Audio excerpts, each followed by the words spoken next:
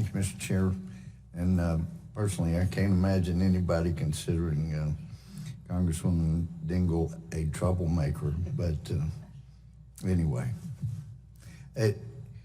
I'm curious, and we do appreciate your work, Inspector General. You mentioned that somebody's in jail today. Could you tell us a little more about the facts of the case? I think it's helpful for people out there that may be tempted to act similarly. This was a situation of a supervisor who was making untoward advances, physical advances on another employee while they were in a remote location, that included laying on top of her at one point, this was not this was totally inappropriate in every way. I would say, yeah. And hopefully people will get the message. That's just unbelievable to me that could even happen. I'm hopeful that having superiors closer to the people that are out there doing the work may also help stem the tide of those type activities. And we've noted previously 99% of all the land that the BLM controls is west of the Mississippi. And I'm sure there are a lot of people that are quite comfortable here in Washington that are not looking forward to going to Grand Junction. I think it's great. And my understanding is there will actually be supervisors closer to the people with whom they're working. Is that correct, Secretary Combs?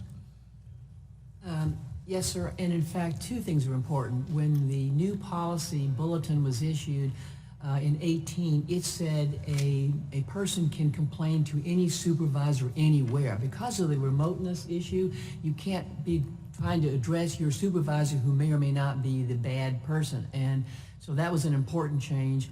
And I would say, secondly, with the move west of the Bureau of Land Management staff, getting decision makers out in the field where they can take hold of things immediately is obviously desirable, and it does make a difference. And from that perspective, I work with the field special assistants. There are 12 of those, and so I had a conversation with them just last night.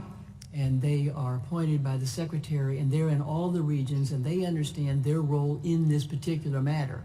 And they were talking with the human resources people yesterday from 3 to 4, and I talked to them from 4 to 5, and I thanked them for all of their work. And I said, you're leaders in your region, and you represent all the bureaus. And I said, I expect you all to help continue making this effort to go forward. And so they shared with me that they have been having they have executive councils in the region made up of all the leadership of all of the bureaus in the particular region, and they meet regularly.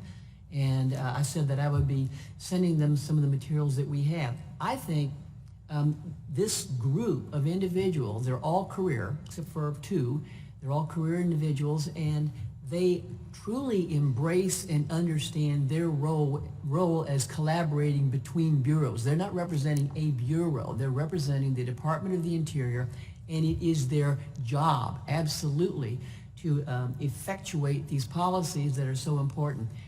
I would say on a personal basis, this makes a big difference to me. I launched a women's empowerment group in 2015 after I left state service. I've got a 4-year-old granddaughter, and I am not letting anybody get in my granddaughter's way. And so I will just give fair warning.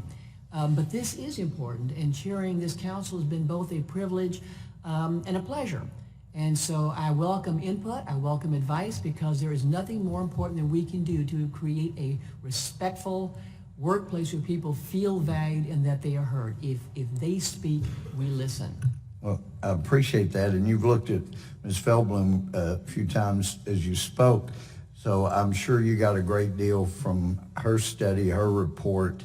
And one of those things in her report was that strong leadership is identified as a key factor in effectively addressing harassment in the workplace.